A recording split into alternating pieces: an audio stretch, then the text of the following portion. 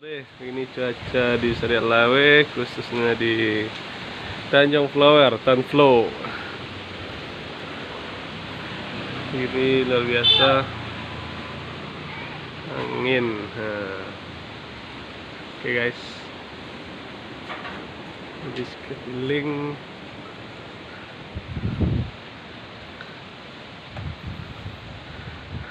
cuaca ekstrim. Setelah hari kemarin cukup lumayan menumbangkan pohon-pohon.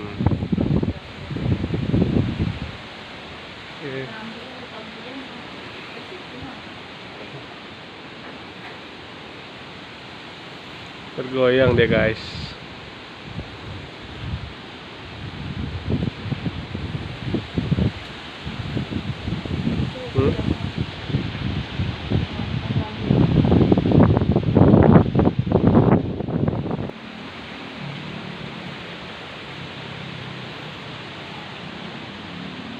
Sudah agak lama.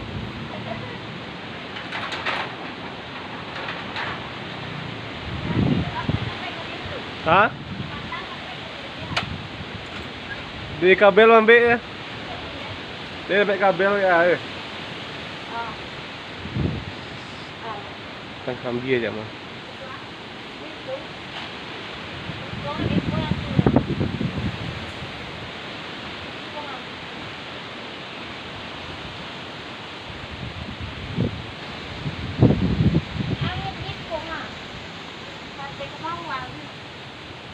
Ini sebelah.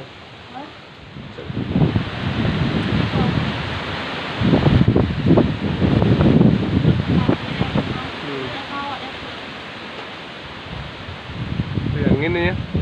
Kalau tadi kabel ambil itu. Itu dia ambil itu datang Rian.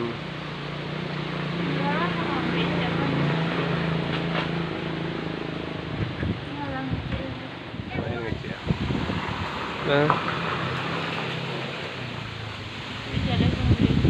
Hah?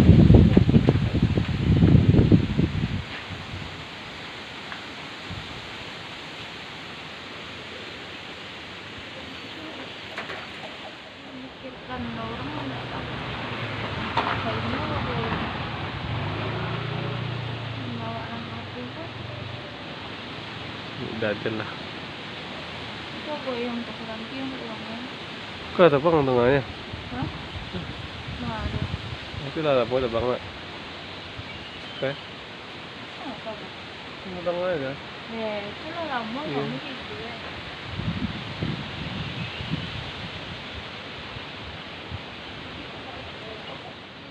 Kan orang mana tahu.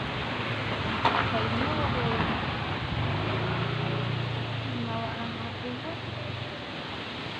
Udah aja lah. Itu goyang terserang yang uangnya. Kau ada apa tengahnya? Hah? Nggak ada. Itu lah apa ada banget. Oke. Apa? Tengah aja. Ya, itu lah lama kamu gitu ya.